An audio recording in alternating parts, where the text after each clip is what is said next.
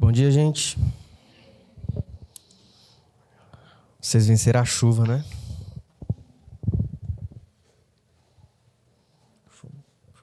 Menos a Erika e a Sam que chegaram meio molhada aí, né?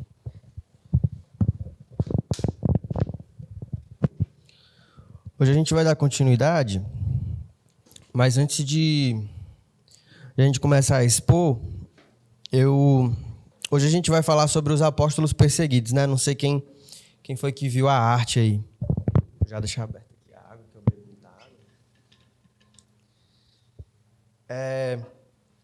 E aí tem um livrinho muito, muito conhecido, assim, é um clássico da literatura cristã,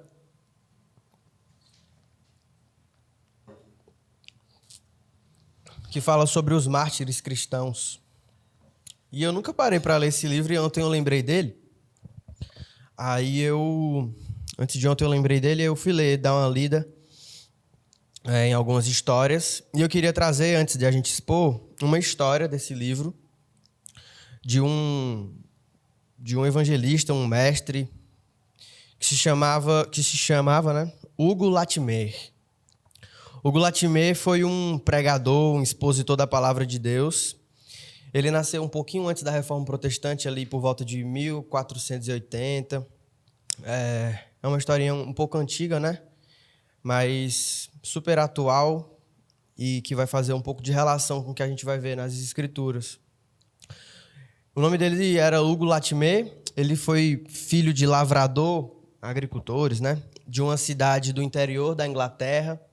E esses pais dele, né, que eram lavradores, agricultores, eles tinham um dinheiro considerável para aquela vila.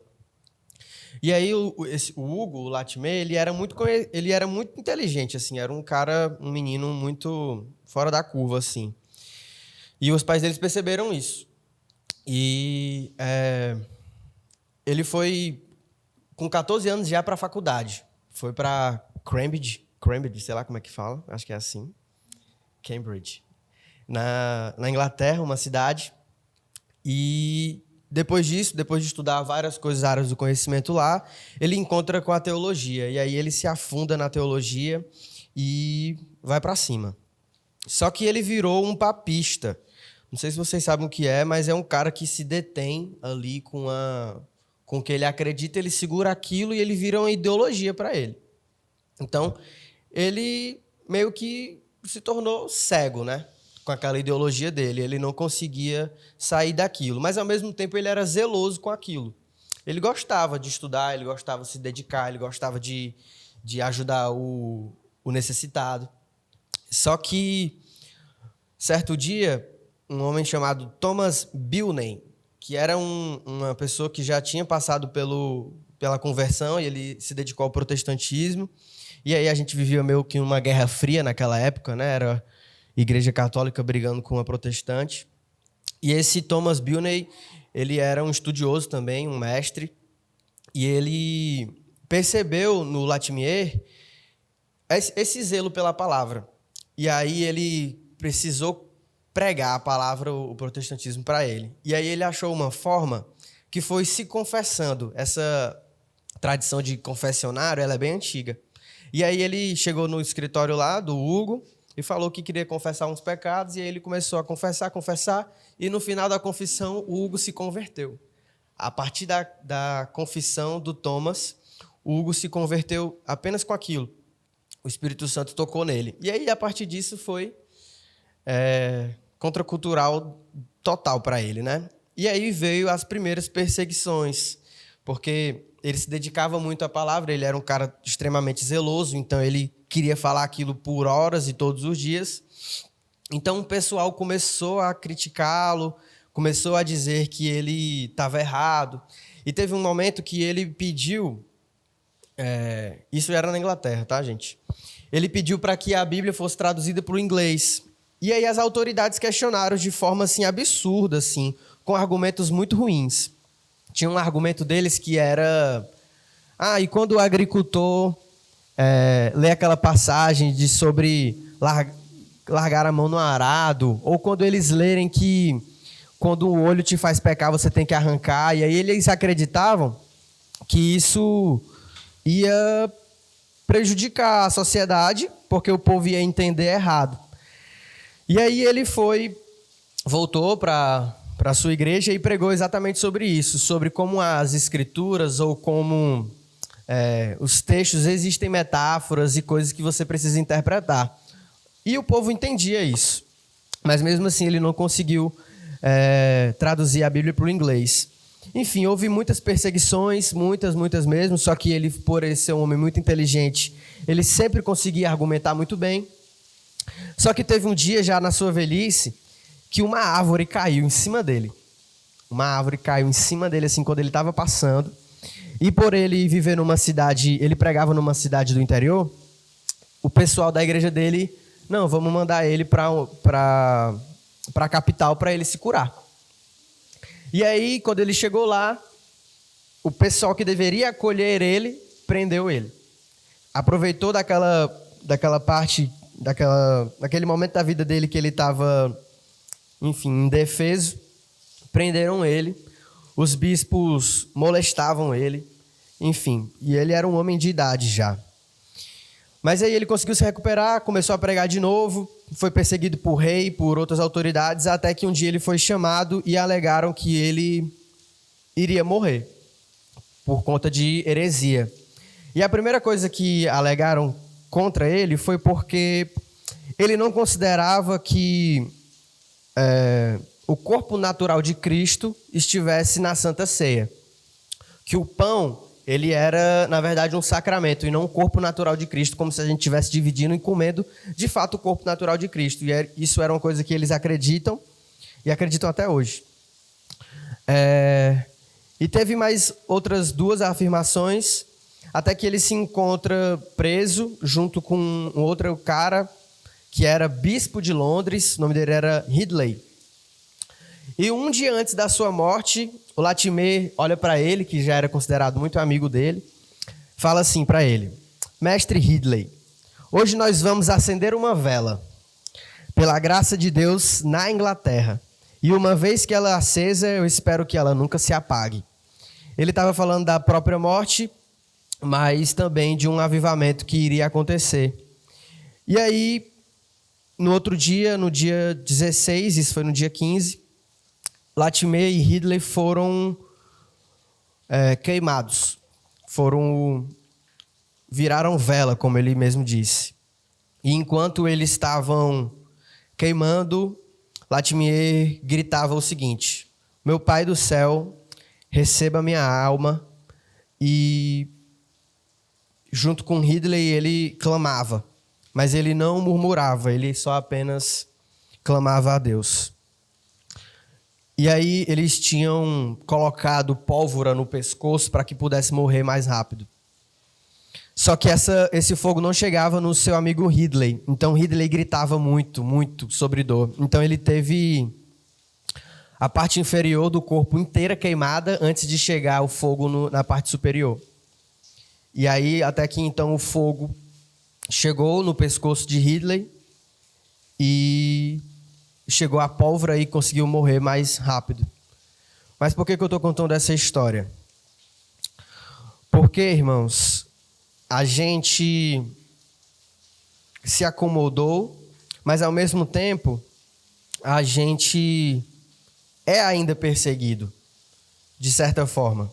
Não desse modo, graças a Deus, né? Pelo menos não aqui. Mas a gente precisa entender um pouco dessas histórias e saber essas histórias, porque a gente se acomoda muito fácil. O ser humano é um ser que se acomoda com a situação de uma maneira muito rápida. Se a gente for morar no frio, o nosso corpo se acomoda muito rápido. E assim acontece também com o evangelho. Então a gente acaba se acomodando muito. Então, depois dessa historinha triste, né? Um domingo de manhã, vamos abrir nossas Bíblias e continuar a exposição da Escritura em Atos 5, do 17 a 42. Vamos terminar o capítulo 5.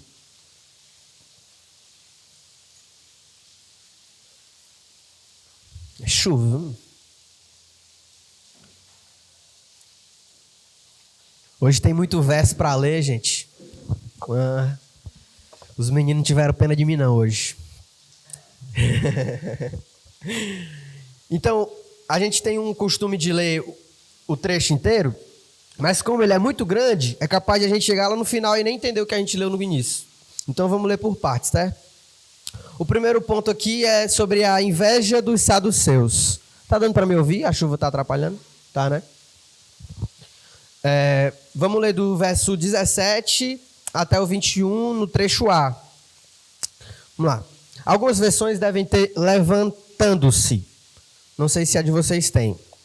Eu coloquei levantando-se, mas eu tenho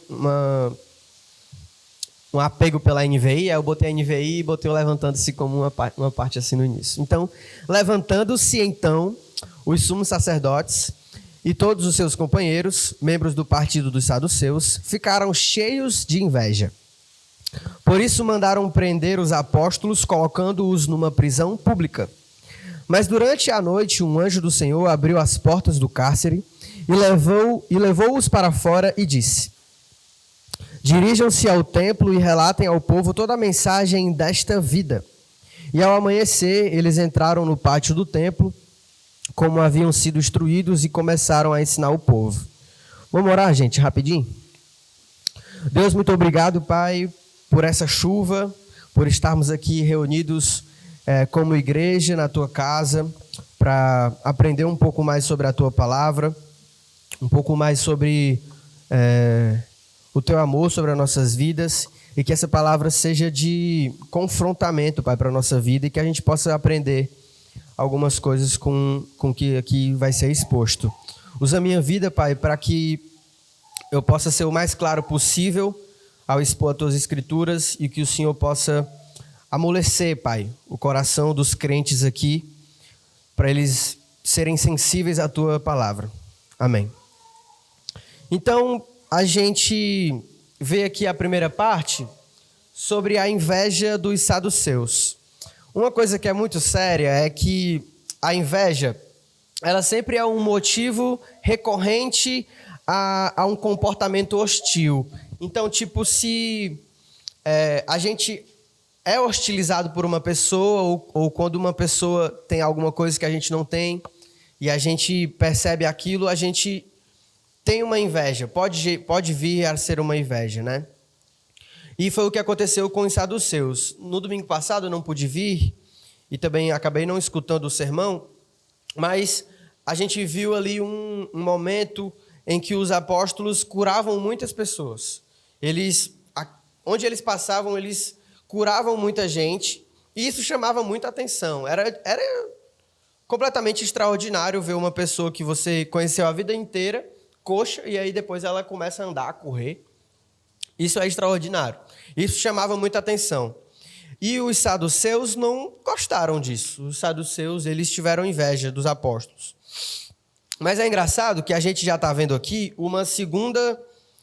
A gente só está no capítulo 5 e a gente já está vendo aqui uma segunda perseguição muito forte. Lá no capítulo 4, a gente já viu, quando João e Pedro iam para o templo, ele curou um coxo e os saduceus, os fariseus, não lembro de fato quem foi que viu ali, e chamaram eles para depor no sinédrio e tudo mais. Então já havia acontecido isso e eles estavam preparados para que isso acontecesse de novo. Só que agora, eles não colocaram apenas um ou dois e tal. Eles colocaram todos os apóstolos dentro da prisão. A Bíblia diz que eles prenderam os apóstolos, e a gente pode afirmar assim que seriam todos ali. Colocaram eles numa prisão pública, onde todos os criminosos estavam, né? Eles, então, além de considerar que eles estavam fazendo uma heresia, eles consideravam os apóstolos como criminosos qualquer. E foi assim que aconteceu. Até que, então, um anjo foi enviado de Deus na mesma noite em que eles foram presos. Ele foi enviado para que ele pudesse abrir as portas e levar os apóstolos para fora. E aí, a gente pode se perguntar o que são os anjos, ou para que eles foram enviados. Enfim, qual é a serventia de um anjo? lá em Hebreus 1,14 vai explicar. De fato, parece uma definição. Lá diz o seguinte, acabei não anotando o versículo, mas os anjos são ministros de Deus, enviados por Deus, para que eles trabalhem em favor daqueles que são de Deus. Ou seja, os apóstolos estavam lá, pregando, e aí eles sofreram perseguição, foram presos, e o anjo de Deus foi lá para libertá-los. Isso é uma das ações dos anjos. Então, ele libertou os apóstolos com uma missão, e não apenas para eles fugirem da cadeia ou algo assim. Mas eles foram libertos para continuar pregando a palavra de Deus. Então, o nosso fundamento, o nosso objetivo é pregar sempre. A gente não é liberto de alguma perseguição ou de alguma perseguição assim, para se esconder e aí ir devagarzinho ali caminhando novamente. Não, eles foram para depois voltarem ao templo novamente e pregarem do mesmo jeito que eles estavam, do mesmo jeito. Aqui houve desobediência em relação ao homem e o Estado, né? Vocês conseguem perceber. E não somente os apóstolos foram desobedientes, mas os anjos também. E aqui a gente consegue ver um limite para a autoridade do governo, por exemplo. A gente estava aqui na escola ministerial ontem, e o Anderson lembrou que uma igreja, né, foi descoberta na Coreia do Norte, né? E aí todos foram mortos. É lamentável isso. A gente, às vezes, esquece e não é sensível a essas coisas, mas eles continuaram a pregar a mensagem do Evangelho, mesmo com todas as circunstâncias. E, às vezes, eu fico me perguntando se a gente, de fato, seria assim. Porque tem gente que não vem por causa da chuva forte, né? Mas, enfim. Vamos ler agora a continuação. Do verso 21b até o 32, a gente vai ver os apóstolos que foram chamados novamente, e aí a gente vai ver agora o que eles vão falar para os saduceus.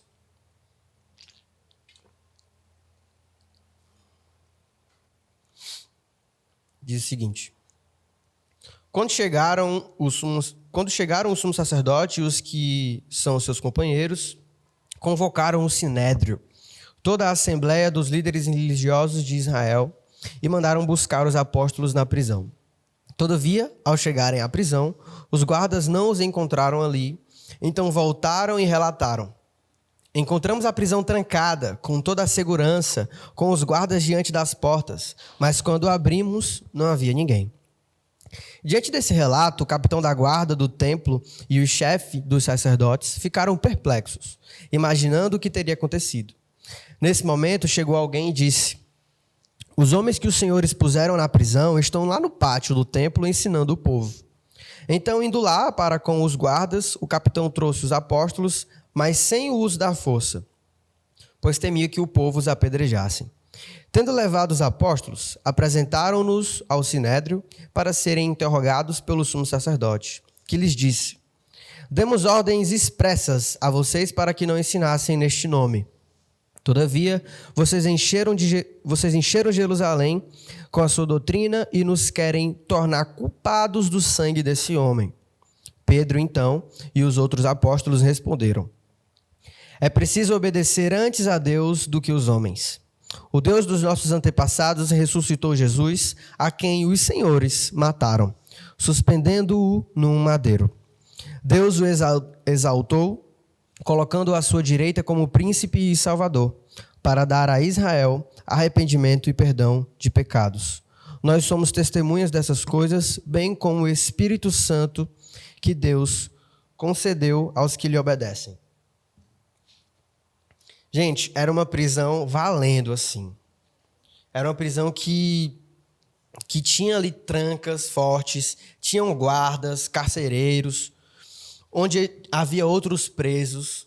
E a gente só consegue a gente só consegue entender esse fato se a gente imaginar na óptica de Deus. Porque como é que tira mais de 10 homens por aí, dentro de uma prisão, com um guarda lá vigiando eles, com outros presos vendo, que poderiam muito bem gritar: "Ei, tem um cara tá fugindo aí".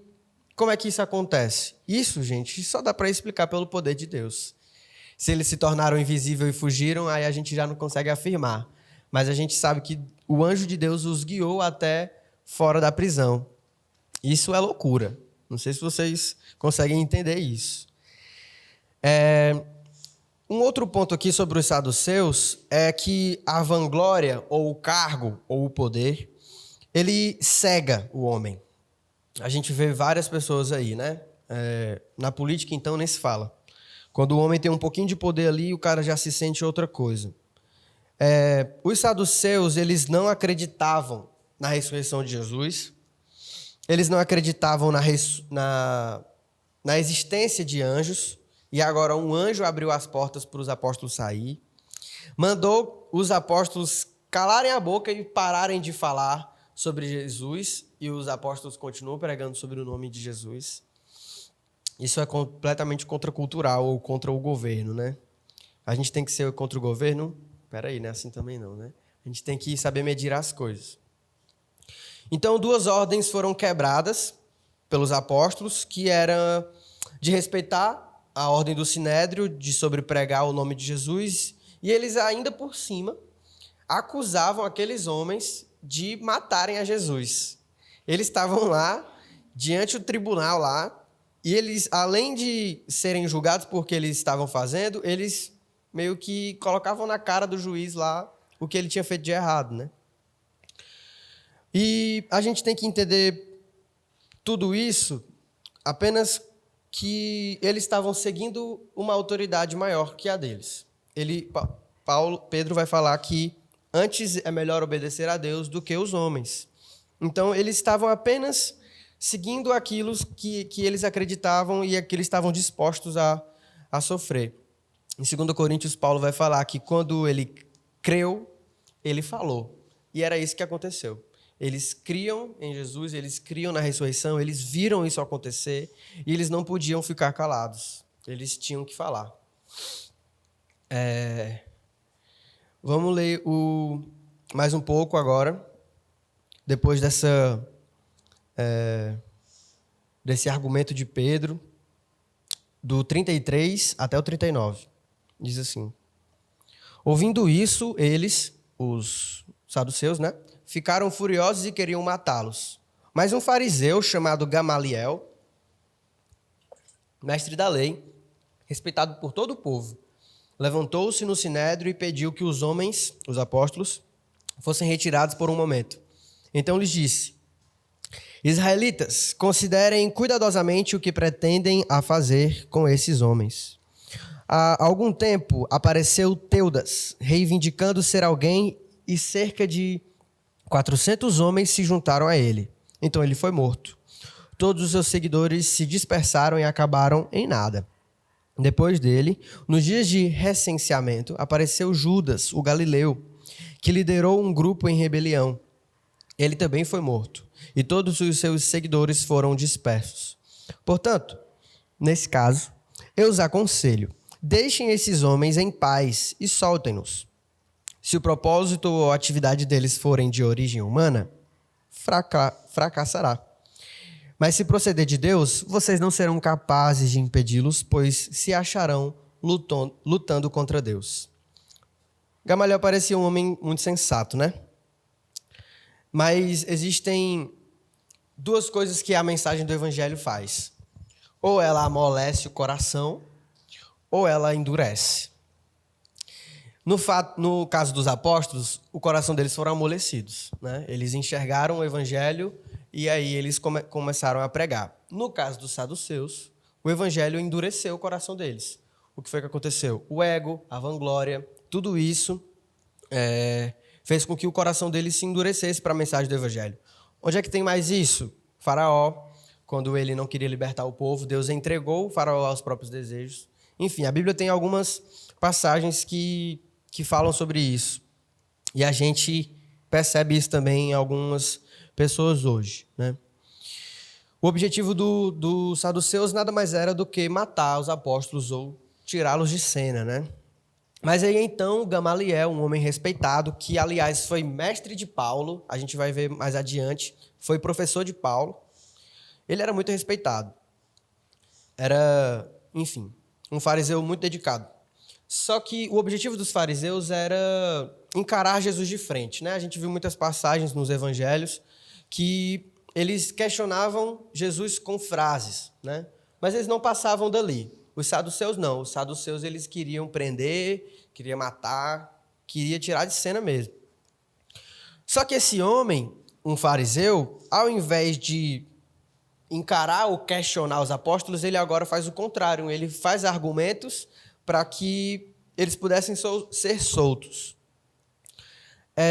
Mas existe aqui uma contradição nesse texto. A gente pode ler ele e imaginar que ele foi coerente, que ele foi bom, Gamaliel. Mas a gente tem que observar uma coisinha. Sobre a neutralidade. Gamaliel quis ser neutro. E convenhamos, irmãos, não existe neutralidade. Não existe uma pessoa ser neutro. Não existe isso. Ou você tá ou você não tá. Ou você é ou você não é. Então, quando Jesus fala, quem não é por mim é contra mim, e quem comigo não ajunta, espalha. Então, gente, ou você tá ou você não tá. Ou você tá aqui nos caminhos do Senhor, ou você não tá. Ou você é homem ou você é mulher, para polemizar logo. Enfim, não existe neutralidade aqui. Não existe arte neutra. Existe muito isso, né? Arte neutra, cultura neutra, essas coisas. Então, o que foi que Gamaliel quis fazer? Achar um objetivo ali de neutralidade. Por quê? Porque ele não queria encarar de frente o problema. E quando a gente quer tentar ser neutro, é porque a gente não quer encarar o problema, né? É porque a gente não quer, enfim, ter as responsabilidades que a gente deveria ter, né? Então, a gente tem que encarar isso não como um princípio absoluto, Gamaliel. Gamaliel fez um argumento não tão bom assim, mas a gente percebe isso entre outras religiões que existem hoje, por exemplo. Ele argumentou que houve um homem que se levantou, juntou um pessoal, e aí a religião deles lá, a seita deles foram quebradas. Mas tá, e as outras religiões que hoje acontecem estão aí até hoje? Como é que a gente responde pelo argumento de Gamaliel? Não responde. Não é só porque o evangelho... não é só porque não é de Deus que a religião fracassará. Ela fracassará. Mas o tempo, quem diz, não somos nós. Ele não pode justificar pela neutralidade o fato de uma coisa ser de Deus ou não ser de Deus. Então, o erro de Gamaliel foi a neutralidade. Mas os saduceus, do jeito que eles eram, eles escutaram, por conta que ele era um homem, enfim, bem visto pela sociedade ali, e eles acataram isso. Eles acataram. E aí a gente vai para o último ponto, lá nos versos 40, 41 e 42, onde o julgamento acaba.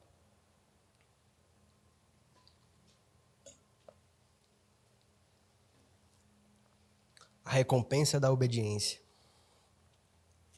Verso 40. Eles, os saduceus, foram convencidos pelo discurso de Gamaliel. Chamaram os apóstolos e mandaram açoitá-los. Depois ordenaram-lhes que não falassem em nome de Jesus e os deixaram sair em liberdade. Após, os apóstolos saíram do sinédrio alegres, por terem sido considerados dignos de serem humilhados por causa do nome. Todos os dias no templo e de casa em casa não deixavam de ensinar e proclamar que Jesus é o Cristo.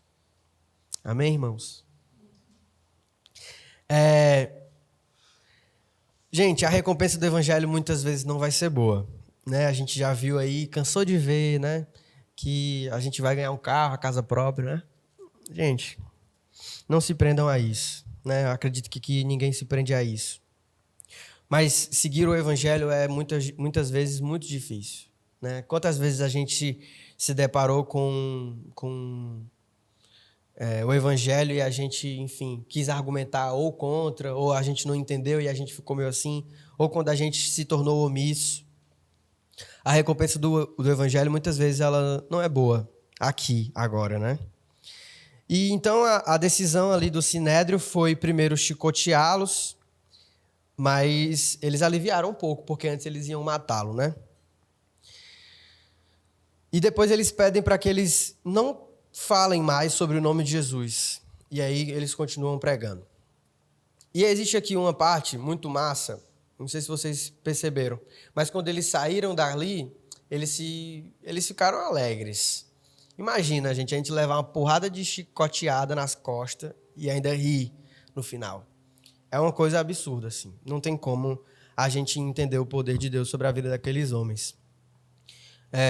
O Evangelho faz isso, ele capacita para que a gente se alegre em meio à perseguição, que a gente se compadeça com o próximo, que a gente busque ser um adorador de Deus, um adorador de verdade. Então, eles continuaram a pregar corajosamente, continuaram sendo perseguidos, eles foram obedientes, fiéis, tementes, e isso é uma coisa a ser seguido, né, por nós.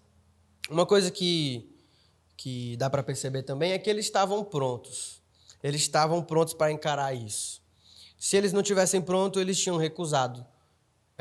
Eles tinham aceitado, eles não iam falar mais sobre o nome de Jesus. Então, eles estavam prontos para o que der e vier ali. E a gente tem que estar pronto também, irmãos. A gente tem que estar pronto para encarar. Seja na faculdade, quando a gente é confrontado por um colega ou pelo professor. Muitas vezes eu fui omisso aqui, de aceitar o que o professor estava falando lá e deixei de falar alguma coisa que estava numa roda de discussão. Mas hoje eu já consigo me posicionar nos meus acadêmicos ou na internet, né? Que é uma coisa mais simples. Que é uma coisa mais simples não, que é uma coisa muito maior, né? Onde todo mundo pode falar o que quer e a gente tem que se posicionar também. Tem uma frase, para encerrar, de John Stott, sobre a perseguição. E ele diz o seguinte: a perseguição, ou as perseguições, ela refina a igreja. Ou seja, ela afunila, é como se fosse um funil. Mas ela não a destrói. E aí eu posso acrescentar, ela fortalece. A perseguição e a tentação são coisas que o crente passa para fortalecer a sua fé, sempre. E algumas aplicações no texto que a gente pode usar na nossa vida. A primeira coisa que a gente pode aprender com os saduceus é que o ego cega. O ego, ele sempre coloca outra coisa no lugar de Deus. Talvez a gente não seja tão radical como os saduceus, né? Acredito aqui que todo mundo acredita na ressurreição de Jesus e acredita em anjos também. Mas muitas vezes a gente acredita primeiro no nosso braço do que no poder de Deus. Ou a gente acredita que a gente é capaz antes de entender que Deus é capaz primeiro. A gente confia muito antes no nosso trabalho e no nosso dinheiro antes de acreditar em Deus. Isso serve para todos e para mim também. Muitas vezes a gente se vê preocupado. Quando eu me encontro assim, eu paro, eu fico calado, penso, eu oro um pouquinho ali, peço para Deus me ajudar, e aí eu volto, anoto o que eu tenho que fazer, ou o que eu não tenho que fazer, e aí eu vou e continuo. O ego faz com que a gente fique cego, irmãos. E pegando esse gancho do ego, que traz a cegueira, é a confiança em Deus. E, mais uma vez, a gente, quando é perseguido, né, é uma coisa que não acontece sempre aqui por nós, mas quando a gente é omisso, né, a gente acaba acreditando mais em nós mesmos do que querendo confiar em Deus. A gente esquece que antes de passar por anos na prisão, Deus é capaz de nos tirar naquele mesmo instante. Que foi o que aconteceu, né? Uma outra coisa que a gente pode pontuar aqui é que a neutralidade não faz parte da vida cristã, assim como não deveria fazer parte da nossa vida, como um modo geral. Não existe nada neutro, eu já afirmei isso, vou afirmar de novo. Quando nós tentamos ser parciais, a gente está negando alguma coisa. Quando a gente tenta ser neutro, a gente afirma ou tira uma responsabilidade daquilo que a gente deveria ter. Gamaliel falou isso, gente. Gamaliel argumentou a partir da neutralidade porque ele estava em cima do muro. Ele não sabia ali o que pensar. E ele tentou resolver o problema a partir da neutralidade. É uma coisa que a gente, como cristão, não deveria fazer. Quando o FP fala uma coisa muito boa, eu sempre lembro disso, que quando alguém está com fome, a gente não deveria orar por essa pessoa. A gente deveria dar o que comer. A gente não deveria pensar em uma ação neutra que não resolve o problema. Se alguém não tem onde dormir, a gente tem que dar uma cama para ele. A gente tem que pensar em um lugar para essa pessoa dormir. Esse é o nosso papel, resolver problema. Outra coisa é que a vida cristã ela traz consequências, às vezes mais duras que outras. Irmãos na Coreia foram mortos essa semana por cultuar a Deus. E a gente fica discutindo bobeira na internet, né? Existem extremos aí das nossas perseguições. Mas se nós já não fomos, nós seremos. Isso faz parte. Se a gente já não foi perseguido, a gente vai ser um dia. Isso faz parte da caminhada cristã. O evangelho faz com que isso aconteça. Porque a gente vai de contra a muita coisa, gente. A gente vai de contra a muita coisa que existe hoje na sociedade. Ao invés de buscar o melhor cargo na empresa, a gente ajuda o que está do nosso lado. Sempre. Sempre vai ter uma parte contracultural na nossa caminhada cristã. Mas é importante lembrar que a recompensa por isso é muito maior do que a gente pode conseguir aqui na Terra. A recompensa de negar a si mesmo, de esquecer o ego, tirar a inveja do nosso coração, buscar primeiro a Deus sobre todas as coisas, isso fará uma consequência maravilhosa, que é a vida eterna. E Deus nos garante isso. Então, tenhamos isso em nosso coração, quando nós fomos perseguidos ou quando a gente está pensando em pecar, né? Que a gente possa ter uma recompensa ali na nossa mente, imaginando estar com Deus face a face. Amém? Vamos orar? Deus, eu te agradeço, Pai, por esse momento em que o Senhor nos deu a oportunidade de estarmos aqui livremente te cultuando, Deus. A gente esquece disso muitas vezes. A gente esquece, Pai, que há irmãos sendo perseguidos. A gente esquece, a gente omite muitas coisas. Nos perdoa, Pai. Tem misericórdia da gente. A gente deveria fazer muito mais do que a gente faz hoje. A gente deveria ser mais ativo. Não de modo exagerado, Pai, mas que a gente pudesse pelo menos ter consciência. Consciência do que a gente tem e o que a gente não tem ou que a gente não sofre. Que o Senhor possa, Pai, nos fazer mais sensíveis a isso. Ler as Escrituras e chorar, Pai, porque apóstolos foram chicoteados, perseguidos, ou quando nossos irmãos foram queimados como velas para iluminar um caminho. Que o Senhor possa, Pai, nos trazer isso. E que a gente pudesse ser mais sensível a essas coisas. E ser mais grato também. Ser mais grato pelo que o Senhor nos fez. Pela graça que o Senhor nos concedeu. Que o Senhor possa, Pai, nos fazer mais perseverantes, atravessando essas perseguições, essas tentações. Em nome de Jesus. Amém.